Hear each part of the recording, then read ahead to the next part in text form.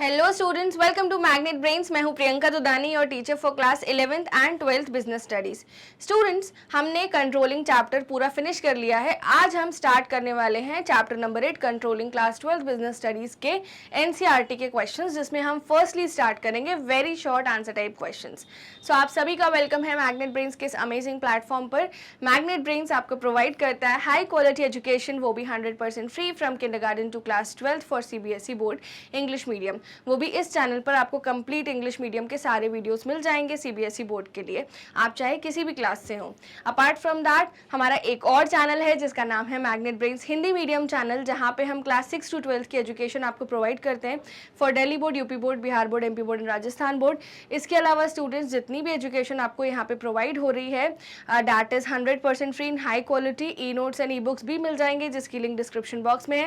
And we provide you fully organised complete courses along with daily practice problems. चलिए students, आज हम start करने वाले हैं very short answer type questions का complete session.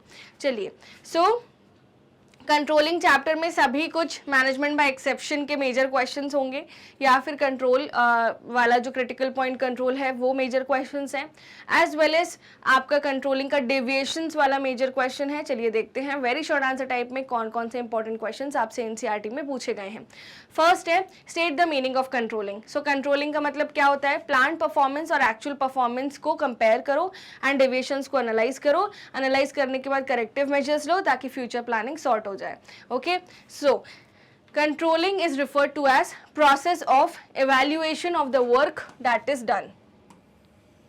It is all about setting standards for the work and then comparing the actual work that is done with the standard. यही बताया था मैंने, किसकी लैंग्वेज देखिए। It is all about setting standards for the work and then comparing the actual work that is done with the standard. It ensures that all the activities in an organization are performed as per the decided plan. ठीक है, एक बार मेरे साथ याद करिए controlling में क्या होता है। शॉर्ट में आपको समझाती हूँ। कुछ चीज़ें ऑर्गेनाइजेशन प्लान करती है, उसको हम क्या बोलते हैं? हमारी प्लान परफॉर्मेंस। और देन हम काम करते हैं तो हमारी क्या निकल के आती है? Actual performance.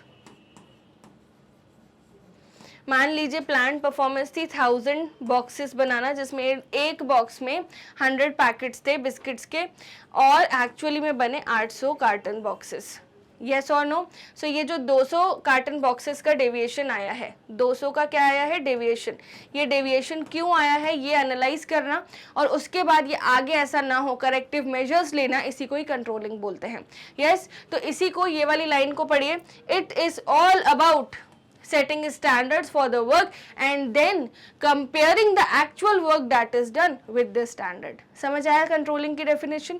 यस और नो? आपको कुछ कीवर्ड्स हैं जो लिखने ही पड़ेंगे, है ना? Setting standards and then comparing the actual work done with the standard, यानी setting the plan and then comparing the actual planned performance with the planned performance, है ना? actual work performance with the planned performance. okay, इस तरीके से आप इसको remember कर सकते हैं। now क्वेश्चन 2 स्टार्ट करें। फटाफट से वीडियो को लाइक कर दीजिए, चैनल को सब्सक्राइब करिए। Do let me know in the comment box कि कंट्रोलिंग की डेफिनेशन याद हुई या नहीं। चलिए question number 2, name the principal that manager should consider while dealing with the deviations effectively. Now state any one situation in which organization's control system loses its effectiveness. So answer है the principle that should be adopted to deal with deviations is management by exception, है ना? Management by exception क्या बोलता है कि एक manager सारी चीज़ें एक साथ कंट्रोल नहीं कर सकता है ना? तो वो एक लिमिट सेट कर लेगा कि चलो लेबर कॉस्ट है 2% से ज़्यादा हुई तो ही मैं ध्यान दूंगा इस पे, 2% से कम है तो हम सेफ जोन में हैं।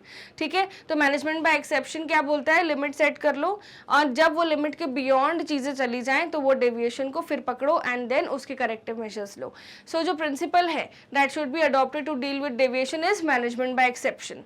And organisation control system, organisation का कंट्रोल सिस्टम कब अपनी इफेक्टिवनेस लूज कर देता है? जब हम जो भी काम कर रहे हैं, जो भी डेविएशन है, उसको एनालाइज ही ना कर पाए।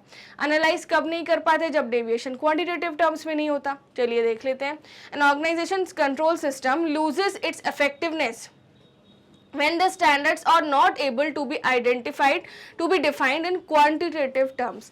जैसे लेबर कॉस्ट 2% से ज़्यादा बढ़ेगी तो मैनेजमेंट ध्यान देगी, तो यस, मान लो 6% बढ़ गई, तो अब मैनेजमेंट बाय एक्सेप्शन के प्रिंसिपल को फॉलो करते हुए टॉप लेवल मैनेजर्स उस मैटर पे ध्यान देंगे। बट मान लो कि हमने प्लान किया था कि एम्प्लॉयज की जॉब सेटिस्फैक्शन होगी, बट अब जॉब सेटिस्फैक्शन नहीं है, तो हम उस जॉब सेटिस्फैक्शन को मेजर नहीं कर पा रहे हैं। So how you will control it, how you will control it कि एम्प्लॉयज जॉब सेटिस्फैक्शन हो पाए, जब तक हमें पता ही नहीं चलेगा कितने % वो अनसेटिस्फाइड है। यस और नो?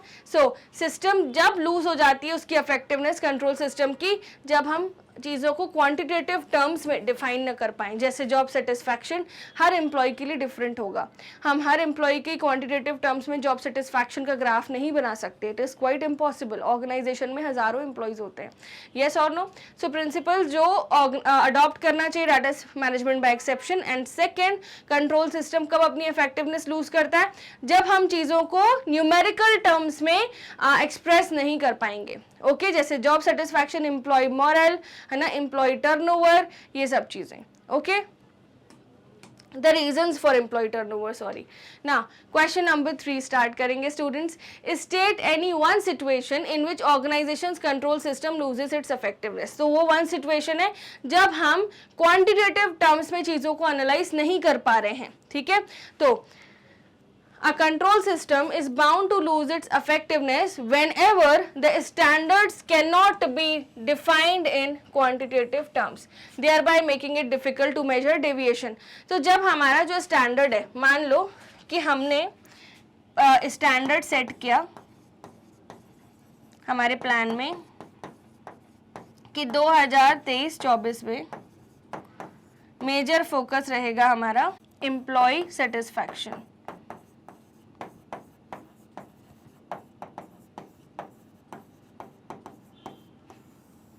अब ये चीज़ डिसाइड हुई थी 1 अप्रैल को 2023। ठीक है, 2023 की 1 अप्रैल को डिसाइड हुआ था कि हम एम्प्लॉय सेटिस्फैक्शन को पीक पर रखेंगे। बट जब हम बात करें 2024 की 31 मार्च की, है ना, जब फाइनेंशियल ईयर एंड हुआ, तब क्या हुआ स्टूडेंट्स कि हमने ये देखा कि काफ़ी सारे एम्प्लॉयज़ रिज़ाइन करके जा रहे हैं, they are not happy with the organization. अब वो क्यों हैप्पी नहीं है? हो सकता है कोई भी सैलरी से लेके वो खुश ना हो, या फिर ऑर्गेनाइजेशन का जो इन्वायरमेंट है वो टॉक्सिक हो।